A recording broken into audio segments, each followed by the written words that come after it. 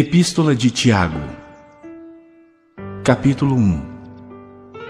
Tiago, servo de Deus e do Senhor Jesus Cristo, às 12 tribos que se encontram na dispersão, saudações.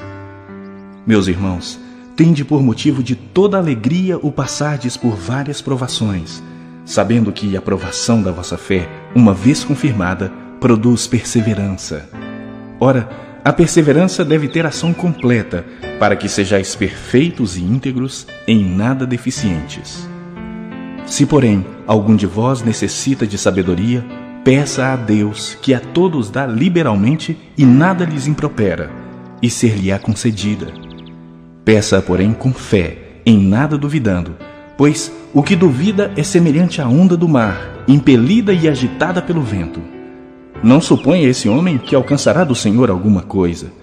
Homem de ânimo dobre, inconstante em todos os seus caminhos.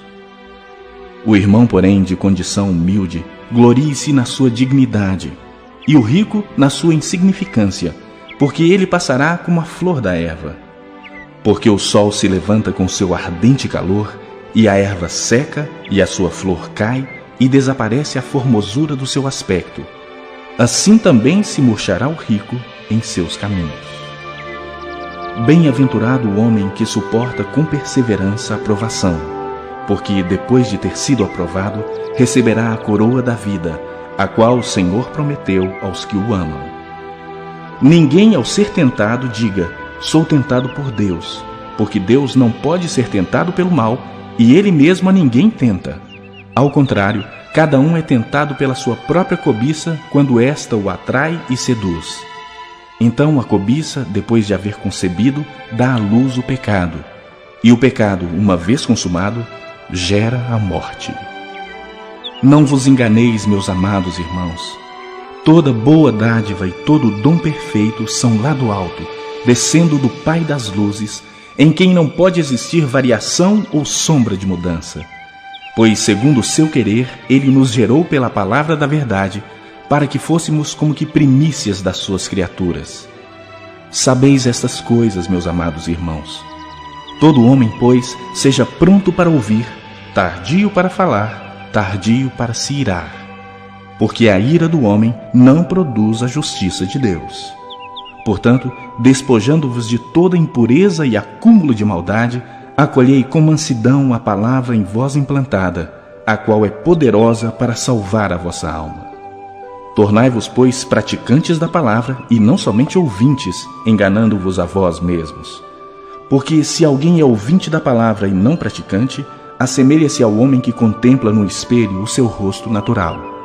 Pois a si mesmo se contempla e se retira, e para logo se esquece de como era a sua aparência.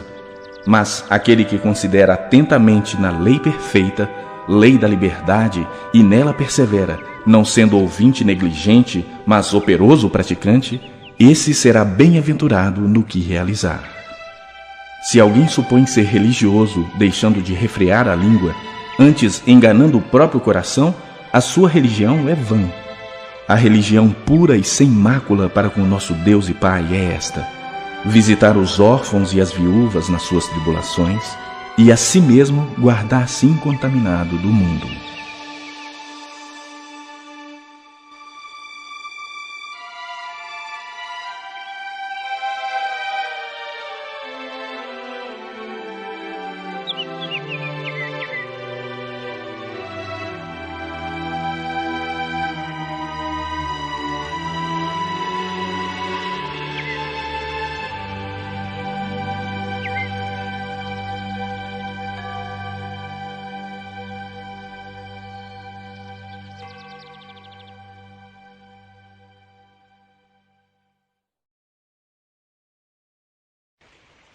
Capítulo 2.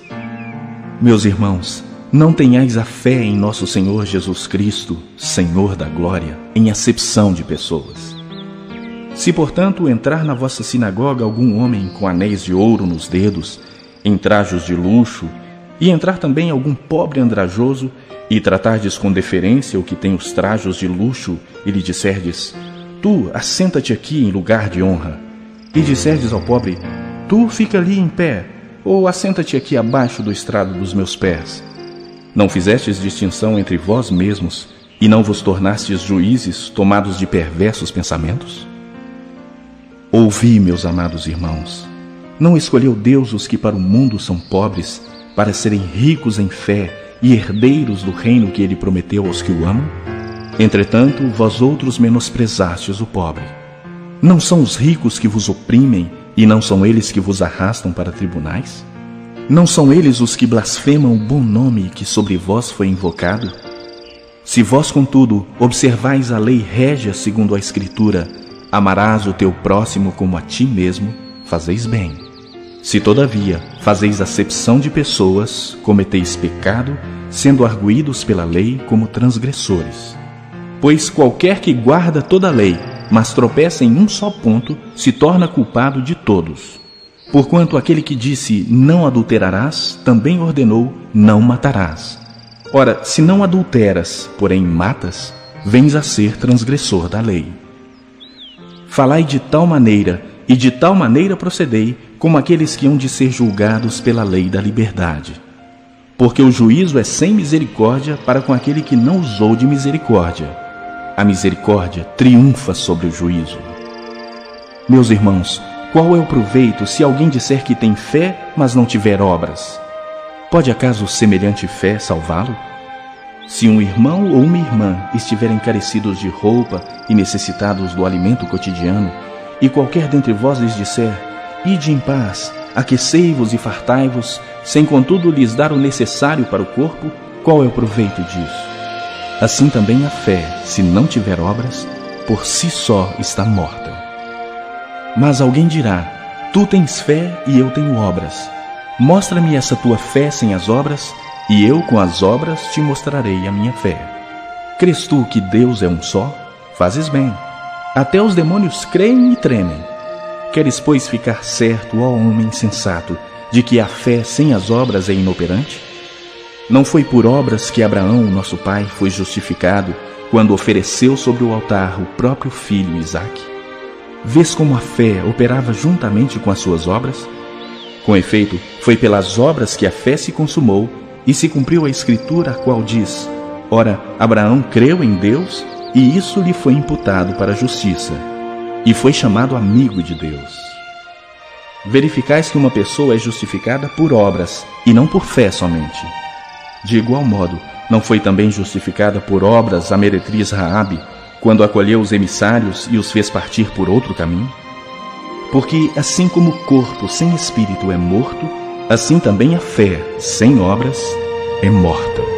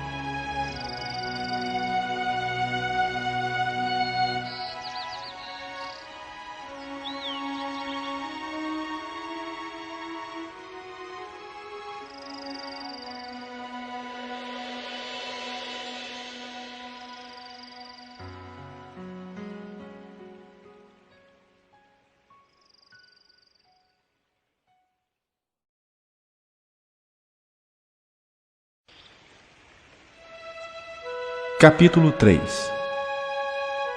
Meus irmãos, não vos torneis muitos de vós mestres, sabendo que havemos de receber maior juízo. Porque todos tropeçamos em muitas coisas.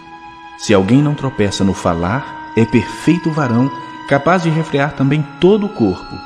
Ora, se pomos freio na boca dos cavalos para nos obedecerem, também lhes dirigimos o corpo inteiro. Observai igualmente os navios, que sendo tão grandes e batidos de rijos lentos, por um pequeníssimo leme, são dirigidos para onde queira o impulso do timoneiro. Assim também a língua, pequeno órgão, se gaba de grandes coisas. Vede como uma fagulha põe em brasa tão grande selva. Ora, a língua é fogo, é mundo de iniquidade. A língua está situada entre os membros de nosso corpo e contamina o corpo inteiro, e não só põe em chamas toda a carreira da existência humana, como também é posta ela mesma em chamas pelo inferno. Pois toda espécie de feras, de aves, de répteis e de seres marinhos se doma e tem sido domada pelo gênero humano. A língua, porém, nenhum dos homens é capaz de domar.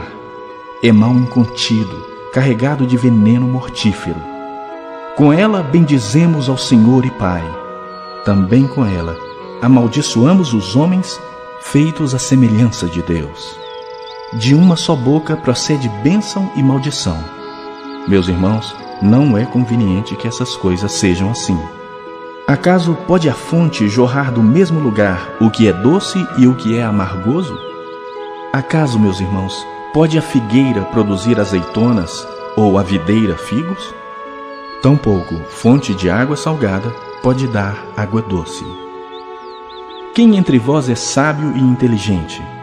Mostrem mansidão de sabedoria, mediante condigno proceder as suas obras. Se, pelo contrário, tendes em vosso coração inveja amargurada e sentimento faccioso, nem vos glorieis disso, nem mintais contra a verdade. Esta não é a sabedoria que desce lá do alto. Antes é terrena, animal e demoníaca. Pois onde há inveja e sentimento faccioso, aí há confusão e toda espécie de coisas ruins. A sabedoria, porém, lá do alto, é primeiramente pura, depois pacífica, indulgente, tratável, plena de misericórdia e de bons frutos, imparcial, sem fingimento. Ora, é em paz que se semeia o fruto da justiça para os que promovem a paz.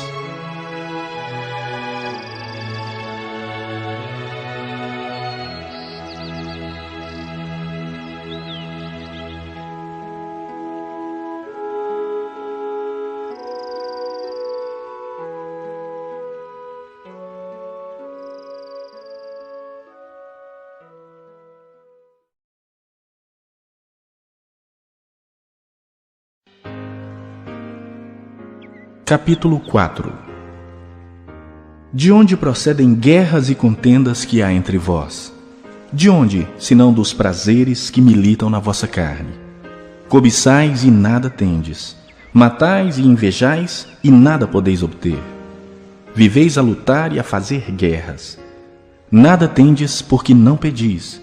Pedis e não recebeis porque pedis mal, para esbanjardes em vossos prazeres. Infiéis! Não compreendeis que a amizade do mundo é inimiga de Deus?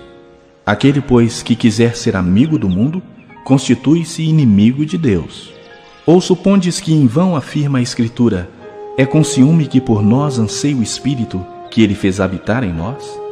Antes ele dá maior graça, pelo que diz, Deus resiste aos soberbos, mas dá graça aos humildes. Sujeitai-vos, portanto, a Deus, mas resisti ao diabo, e ele fugirá de vós. Chegai-vos a Deus, e ele se chegará a vós outros. Purificai as mãos, pecadores, e vós que sois de ânimo dobre, limpai o coração. Afligi-vos, lamentai e chorai. Converta-se o vosso riso em pranto, e a vossa alegria em tristeza. Humilhai-vos na presença do Senhor, e ele vos exaltará. Irmãos, não faleis mal uns dos outros. Aquele que fala mal do irmão ou julga seu irmão, fala mal da lei e julga a lei. Ora, se julgas a lei, não és observador da lei, mas juiz. Um só é legislador e juiz, aquele que pode salvar e fazer perecer. Tu, porém, quem és que julgas o próximo? Atendei agora vós que dizeis, hoje ou amanhã iremos para a cidade tal, e lá passaremos um ano, e negociaremos e teremos lucros. Vós não sabeis o que sucederá amanhã. Que é a vossa vida? Sois apenas como neblina que aparece por instante e logo se dissipa. Em vez disso, devias dizer, se o Senhor quiser, não só viveremos, como também faremos isto ou aquilo. Agora, entretanto, vos jactais das vossas arrogantes pretensões. Toda jactância semelhante a essa é maligna. Portanto, aquele que sabe que deve fazer o bem e não faz, nisso está pecando.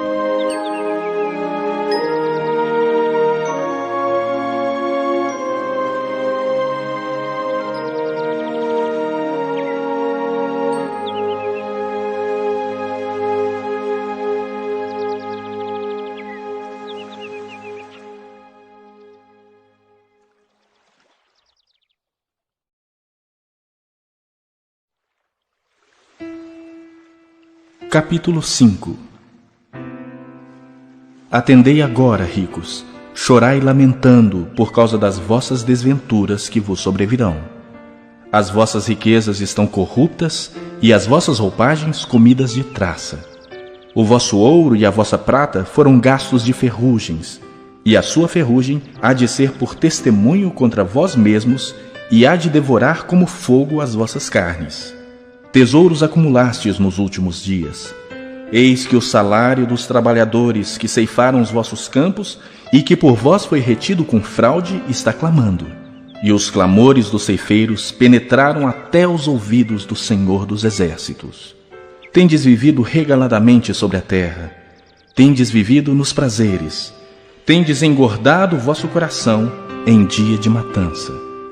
Tendes condenado e matado o justo, sem que ele vos faça resistência. Sede, pois, irmãos, pacientes até a vinda do Senhor. Eis que o lavrador aguarda com paciência o precioso fruto da terra, até receber as primeiras e as últimas chuvas. Sede vós também pacientes e fortalecei o vosso coração, pois a vinda do Senhor está próxima. Irmãos, não vos queixeis uns dos outros para não serdes julgados. Eis que o juiz está às portas. Irmãos, tomai por modelo no sofrimento e na paciência os profetas, os quais falaram em nome do Senhor.